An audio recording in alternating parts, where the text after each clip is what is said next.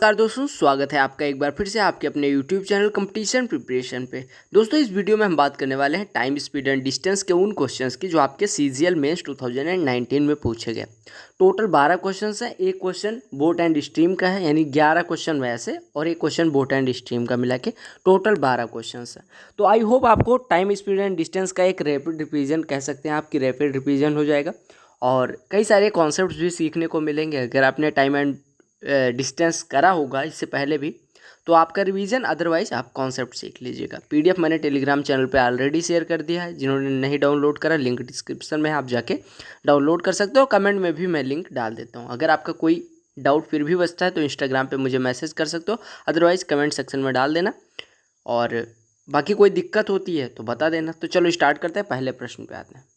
कहा क्या गया है, कहा कि ये train of length 287 metres running at 80 kilometre per hour crosses another train moving in the opposite direction at 37 kilometre per hour in 18 seconds. What is the length of the other train. कहा गया 80 kilometre प्रति घंटे की चाल से चलने वाली 287 metre लंबी रेलगाड़ी विपरीत दिशा में 37 किलोमीटर प्रति घंटे की चाल से चल रही दूसरी रेलगाड़ी को 18 सेकंड में पार करती है।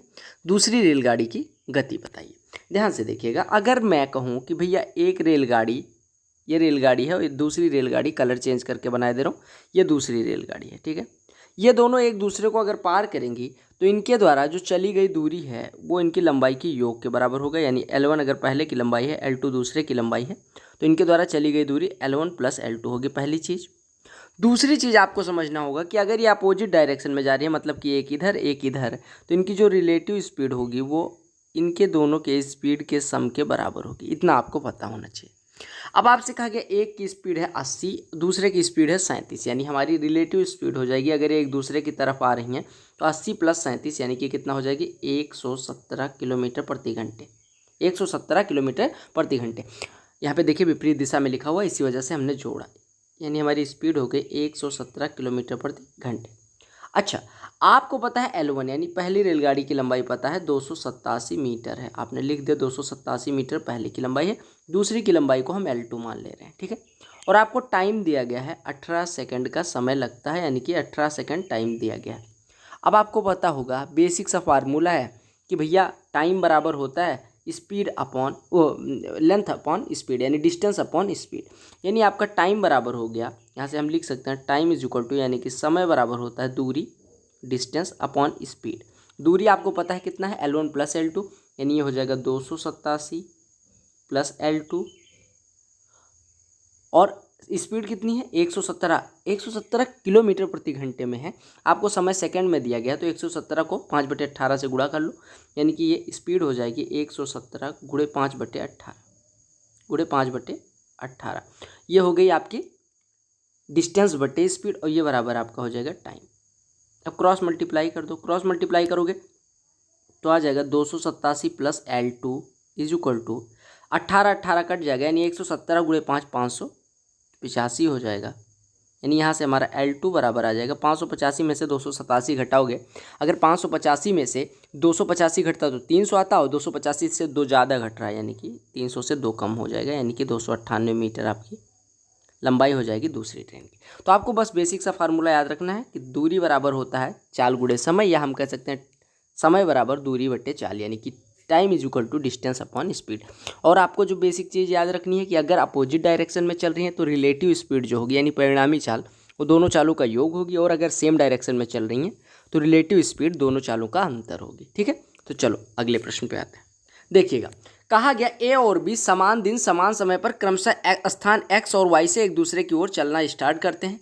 A की चाल B की चाल से 20% अधिक है। रास्ते में मिलने के बाद A और B को क्रमशः Y और X तक पहुंचने में P और 7.5 मतलब 7 से 1/5 घंटे लगते हैं। तो आपको P की वैल्यू बतानी है।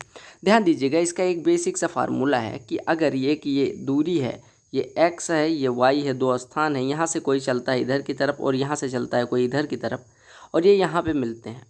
इसको यहाँ से यहाँ जाने में T1 का समय लगता है, और इसको यहाँ से यहाँ जाने में T2 का समय लगता है।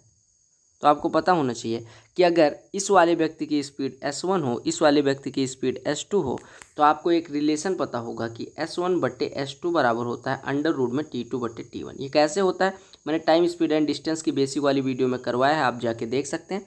यानी S1 यानी पहले की स्पीड बटे दूसरे की स्पीड बराबर दूसरे द्वारा लिया गया समय बटे पहले द्वारा लिए गए समय का रूट।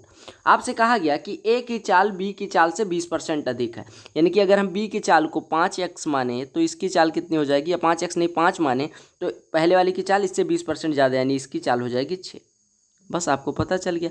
और आपको पहले वाले द्वारा लिया गया समय कितना है, ए को p घंटे लगते हैं, यानी t1 बराबर p दिया गया है, और t2 बराबर 7 से 1/5 यानी 7 × 5 = 35 1 36/5 दिया गया। बस वैल्यू पुट कर दो, आपका आंसर आ जाएगा। तो यहाँ पे वैल्यू पुट करोगे S1/S2, यानी कि S1 कितना है, S1 है आपका 6/S2 कितना है 5 बराबर अंडर रूट में T2 36/5 इंटू p। अब आपको पता है 36 का वर्गमूल 6, तो ये कट गया, यानी 1/5 इज इक्वल टू 1/√5p, यानी स्क्वायर कर दोगे तो 1/25 बराबर 1/5p, यानी 5p बराबर 25, यानी p बराबर आपका आ जाएगा 5। तो आपको कौन सा फार्मूला याद रखना है, p बराबर आपका कितना आ गया 5। यानी आपको याद रखना है कि अगर दो व्यक्ति एक दूसरे की तरफ चलते हैं और वो किसी बिंदु पे मिलते हैं, उसके बाद में उन्हें शेष दूरी को तय करने में t1 और t2 समय लगता है, और उनकी स्पीड s1 और s2 है, तो s1/s2 इज इक्वल टू होता है अंडर रूट में t2/t1। ये आपको फार्मूला बेसिक से याद रखना है, उसके बाद आपका आंसर आ जाएगा। समझ आ क्या।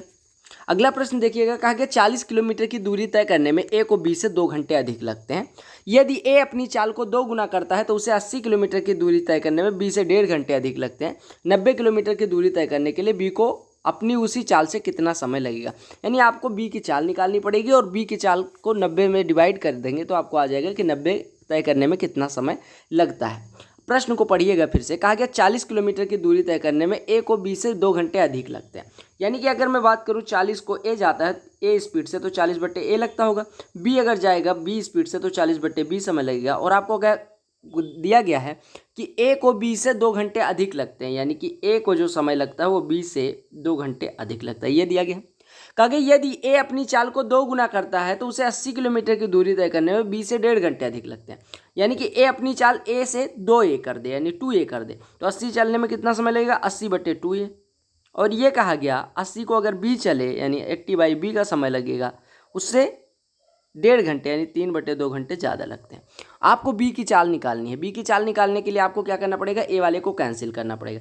2 से यहाँ काट देंगे, 40/ए लिखा हो, 40/ए ये भी है, 40/ए ये भी है, दोनों बराबर हो जाएंगे। यानी आपका हो गया 40/बी बराबर 80/बी प्लस 3/2, यानी एक साइड में ले आओगे तो 80/बी माइनस 40/बी यानी 40/बी इज इक्वल टू हो गया 2 - 3/2 यानी 1/2, यानी यहाँ से हमारा बी बराबर हो गया 40 दूना 80।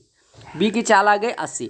अब बी की चाल अगर 80 है तो इसको 90 किलोमीटर तय करने में कितना समय लगेगा, आप कहेंगे टाइम टी बराबर हो जाएगा 90/80 यानी 9/8 घंटे, या एक सही 1/8 घंटे का समय लगने वाला है। बस आराम से आपने कर लिया, कोई ट्रिक की जरूरत नहीं पड़ी। अच्छा 12 प्रश्न है तो 30 मिनट से ज़्यादा की वीडियो नहीं होनी चाहिए, अदरवाइज आपका टाइम किल होगा। इसी वजह से मैं थोड़ी सी स्पीड मतलब बढ़ा के रखता हूँ ताकि आपका टाइम ना किल हो, और बेसिक से इस वजह से करवाता हूँ ताकि आपके कॉन्सेप्ट भी क्लियर हो जाए। तो आपको अगर स्पीड ज़्यादा लगती है प्लेबैक स्पीड आप कम कर लीजिएगा, ठीक है।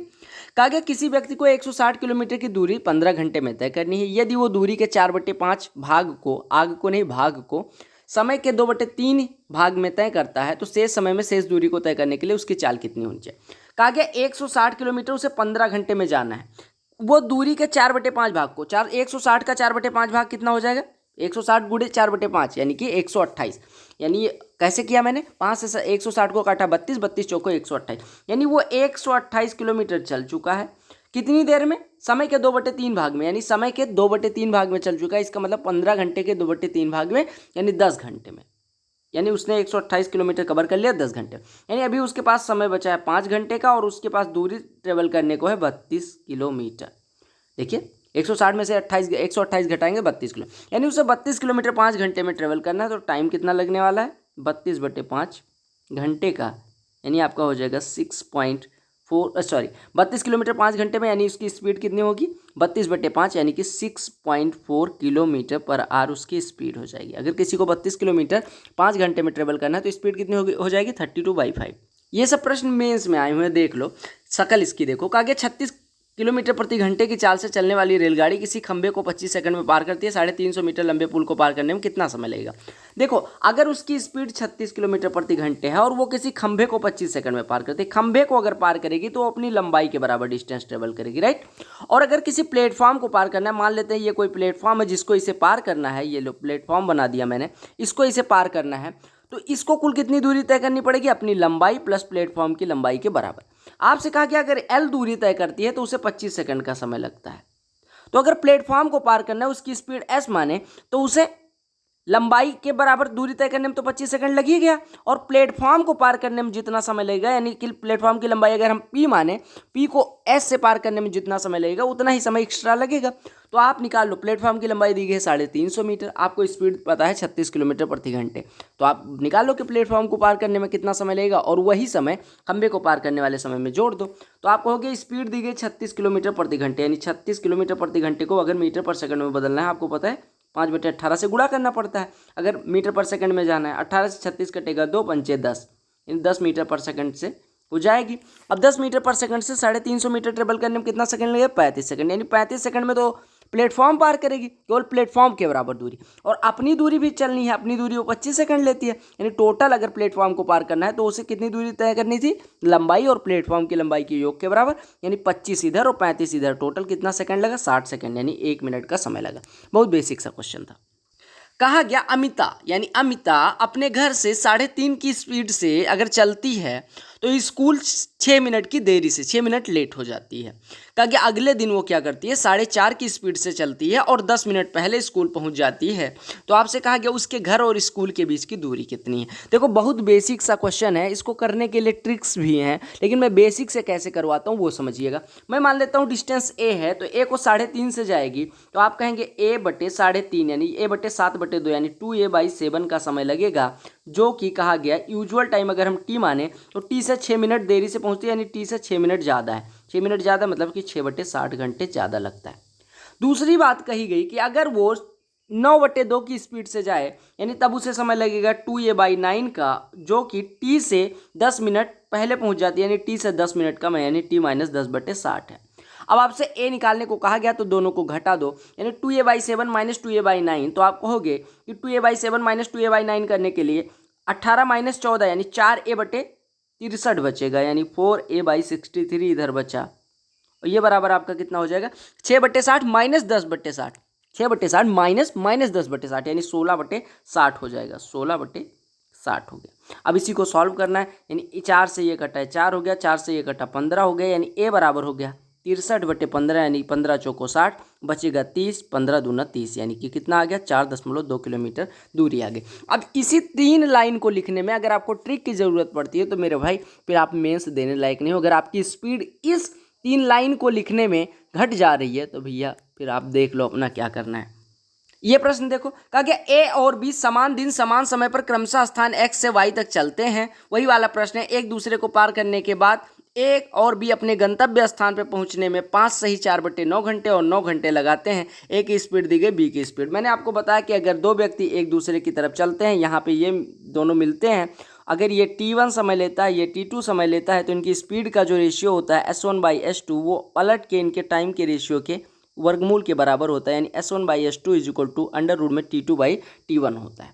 अब आपको पहली स्पीड कितनी दी गई है, ए की चाल 33, यानी आप कहेंगे 33 डिवाइडेड बाई दूसरे की चाल आपको निकालनी है, बी लिख दो, बराबर अंडर रूट में दूसरे द्वारा लिया गया समय, दूसरे द्वारा लिया गया समय है 9 घंटे, बटे पहले द्वारा लिया गया समय 5 सही 4/9 यानी 49/9 घंटे, 49/9 घंटे, यानी आपका हो गया 33/b 33/b is equal to 9 ऊपर चला जाएगा, उसका वर्गमूल 9 हो जाएगा, 9 × 9 का 49 का 7 हो जाएगा, यानी आपका यहाँ से b बराबर आ जाएगा 33 × 7/9 यानी कि 1177/3 आ जाएगा, और 77/3 यानी 25 सही 2/3 किलोमीटर प्रति घंटे स्पीड आ जाएगी। तो आपको ये फार्मूला याद रखना है कि अगर दो व्यक्ति एक दूसरे की तरफ चलते हैं, वो कहीं बीच में किसी बिंदु पर मिलते हैं और उसके बाद उनको अपने यथास्थान पर पहुंचने में t2 और t1 समय लगता है, तो t2/t1 का जो वर्गमूल होगा वो s1/s2 के बराबर होगा। That's all.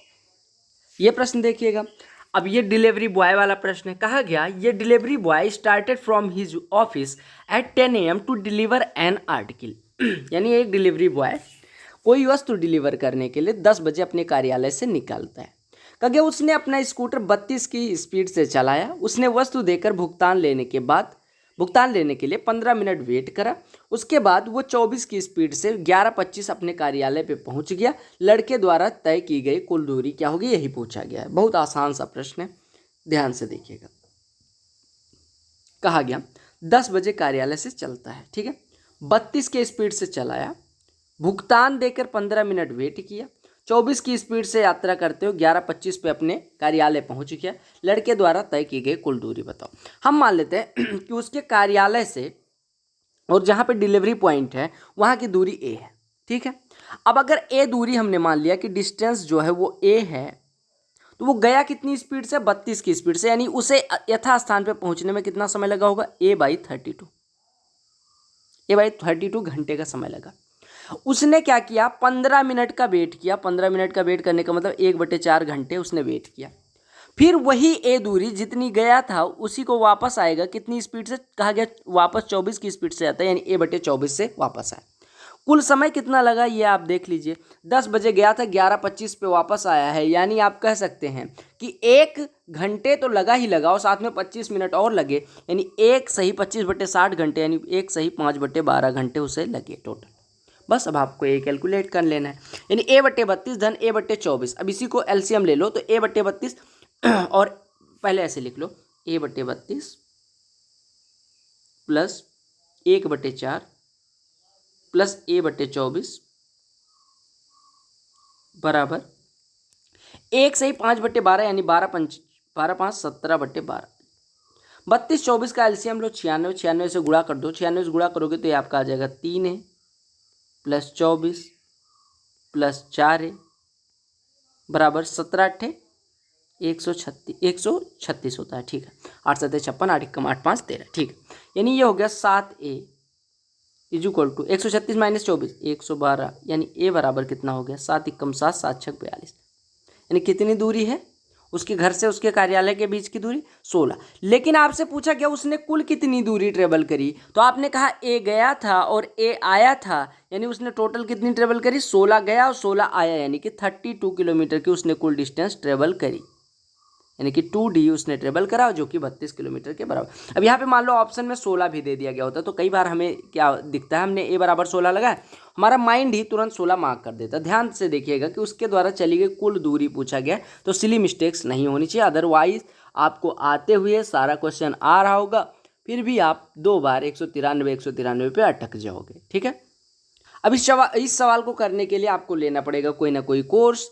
अब कोर्स तो मैं बेच नहीं रहा हूँ, तो आप देख लो कैसे करना है। कहा गया एक एथलीट 96 सेकंड में 800 मीटर दौड़ता है, उसकी चाल किलोमीटर प्रति घंटे में ज्ञात करो। आप सबसे पहले स्पीड निकालो, स्पीड कितनी हो जाएगी, डिस्टेंस 800 बटे समय लगता है 96 सेकंड का, ये आ गया मीटर पर सेकंड में। अब मीटर पर सेकंड को अगर आपको बदलना है किलोमीटर प्रति घंटे में, 18/5 से कर दो गुणा। 18/5 से गुणा करोगे तो आपका आ जाएगा 5 से ये कटेगा 160, 16 से कटेगा 10, 16 से कटेगा 6, 6 से कटेगा 18, 3 10 तियाँ 30 किलोमीटर प्रति घंटे हो जाएगा।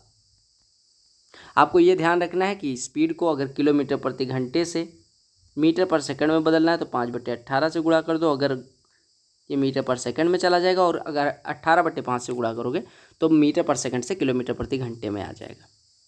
कहा क्या गया है, एक व्यक्ति ने 5 घंटे में 42 किलोमीटर की दूरी तय करी। उसने यात्रा का कुल भाग पैदल 6 किलोमीटर की चाल से और कुछ भाग साइकिल के से 10 किलोमीटर प्रति घंटे की चाल से तय करा। उसने पैदल कितनी दूरी तय करी। देखो इसको करने के लिए बहुत सारे तरीके हैं, मैं कुछ एक तरीके बता दे रहा हूँ। देखो अगर उसने 5 घंटे में 42 किलोमीटर तय करी, हम मान लेते हैं कि सबसे पहले बेसिक पे आते हैं। पैदल, आपको पता होगा कि मैं बेसिक से कितना प्यार करता हूँ, पैदल और साइकिल, पाए और सा की बात कर रहा हूँ मैं। पैदल मान लेते हैं ए गया, अगर वो टोटल 42 जाता है तो साइकिल से 42 माइनस ए गया होगा, राइट। अच्छा, पैदल उसकी चाल कितनी थी, पैदल उसकी चाल 6 थी, और जो साइकिल से गया उसकी चाल कितनी थी, 10 थी। अब आपको ध्यान देना है, अगर वो ए को 6 से जाएगा तो a/6 समय लगेगा, 42 माइनस ए को 10 से जाएगा तो 42 माइनस a/10 समय लगेगा, और दोनों समय का योग कितना है, कितने घंटे में ये पूरी ट्रेवल कर देता है, 5 घंटे। 6 और 10 का एलसीएम ले लो 30, तो यहाँ पे 5 से गुणा होगा यानी 5 ए हो जाएगा, यहाँ पे 3 से गुणा होगा यानी 126 माइनस 3 ए हो जाएगा। बटे 30 बराबर 5, यही तो है।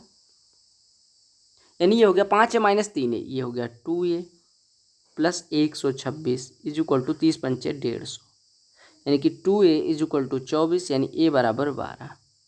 तो पैदल दूरी आ गई 12। एक तो ये तरीका हो गया बेसिक वाला एकदम।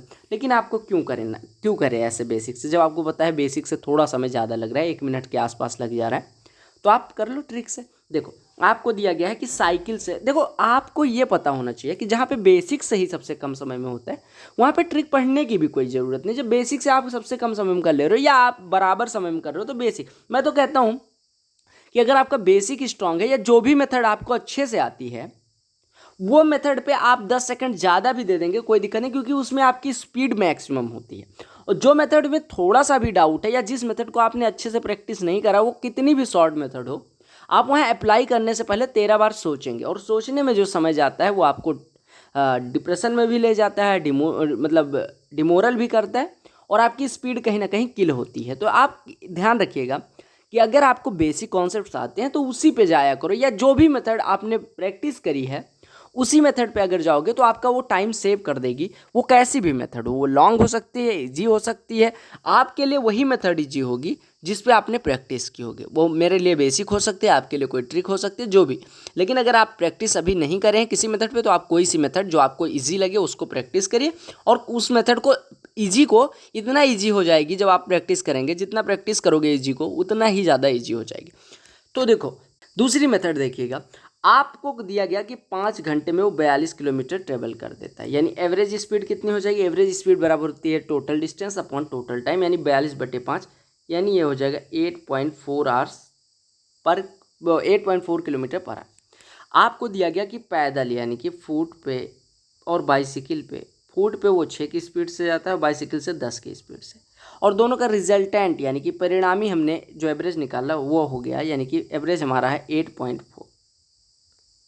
अब मिक्सचर एलिगेशन लगा दो, यानी 8 से 6.4 घटाओगे 2.4 हो जाएगा, और 10 में से 8.4 घटाओगे 1.6। एलसीएम मतलब सॉरी 0.8 से काटोगे तो ये आ जाएगा 2, ये आ जाएगा 3। यानी आपको पता चल गया कि बाइसिकल से और फुट से ये जो आएगा ये किसका अनुपात आएगा, दूरी का नहीं, ये समय का आएगा, बिल्कुल।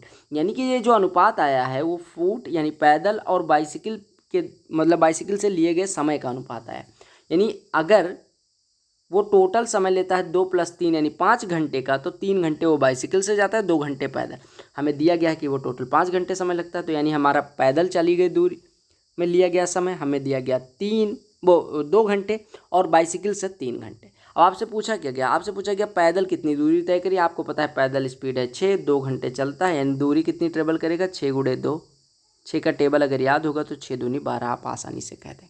ठीक है, तो बेसिक से करना चाहो कर सकते हो, अदरवाइज स्ट्रिक से कर सकते हो। बहुत सारी मेथड होती है टाइम स्पीड एंड डिस्टेंस में, लेकिन जो फार्मूला लगेगा वो एक ही फार्मूला लगेगा कि time is equal to speed, time is equal to distance upon speed, या हम कहें speed is equal to distance upon time, या हम कह सकते हैं distance is equal to time into speed. यही फार्मूले हर जगह लगने हैं। एक फार्मूला कोई सा मान लो ये बेसिक है तो ये दोनों इससे डेरिवेटिव हैं इसके, और आपको यही formula time speed and distance चाहे कैट का हो, चाहे वो मैट का हो, चाहे जेट का हो, चाहे क्लैट का हो, किसी का भी एग्जाम हो, ये फार्मूला ही लगना है।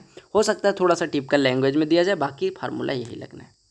ये देख लो, क्योंकि एक व्यक्ति 8 किलोमीटर प्रति घंटे की चाल से चलता है, वो प्रत्येक किलोमीटर के बाद 4 मिनट आराम करता है। 6 किलोमीटर की दूरी तय करने में कितना समय लगेगा। अब ये सब प्रश्न कौन पूछता है मेंस में, लेकिन पूछ रहे हैं तो मैं करवा दे रहा हूँ। देखो अगर 1 किलोमीटर बाद भाई साहब 4 मिनट का आराम करते हैं, 4 मिनट का आराम 1 किलोमीटर बाद करते हैं, इसका मतलब अगर वो 6 किलोमीटर चलते हैं तो 5 किलोमीटर मतलब जब पहला किलोमीटर चला आराम, दूसरा किलोमीटर चला आराम, तीसरा किलोमीटर चला, चौथा चला, पाँचवा चला, और फिर छठा चलने के बाद वो आराम नहीं करेंगे। छठा किलोमीटर वो चल दिए मतलब अपने डेस्टिनेशन पे पहुंच गए, उसके बाद वो मर जाए, धंस जाए, कुछ भी हो जाए, कोई मतलब नहीं। यानी उन्होंने आराम कितनी बार किया होगा, 5 बार।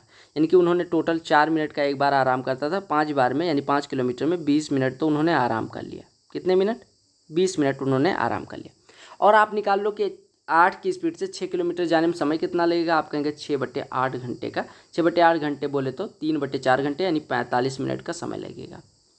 तो 45 मिनट तो वो चलते रहे, और 20 मिनट का उन्होंने आराम किया, यानी टोटल समय कितना लगा 45 + 20 65 किलोमीटर। उसके बाद 65 मिनट। उसके बाद भाई साहब कहाँ गए कहाँ नहीं गए, समोसा बेचने लगे, समोसा खाने लगे, मेला घूमने लगे, हमें मतलब नहीं, हमें मतलब है बस इससे कि उन्होंने 65 मिनट में 6 किलोमीटर ट्रेवल कर दिया बस। ठीक है। बोट एंड स्ट्रीम का जो एक प्रश्न आया था वो देखने में बड़ा होता है लेकिन होता है बड़ा 2 कौड़ी का प्रश्न, कोई औकात नहीं होती। तो प्रश्न पढ़िएगा, मैं थोड़ा सा इसका बेसिक बता दे रहा हूँ कि अगर धारा के विपरीत जाओगे, यानी कि आप अगर धारा के विपरीत बोल रहे हैं तो अप स्ट्रीम, तो अप स्ट्रीम स्पीड होती है बोट की स्पीड माइनस स्ट्रीम की स्पीड। और अगर डाउन स्ट्रीम जाओगे यानी कि धारा की दिशा में, तो धारा की दिशा में स्पीड होती है बोट की स्पीड प्लस स्ट्रीम की स्पीड, उसे डाउन स्ट्रीम स्पीड बोलते हैं।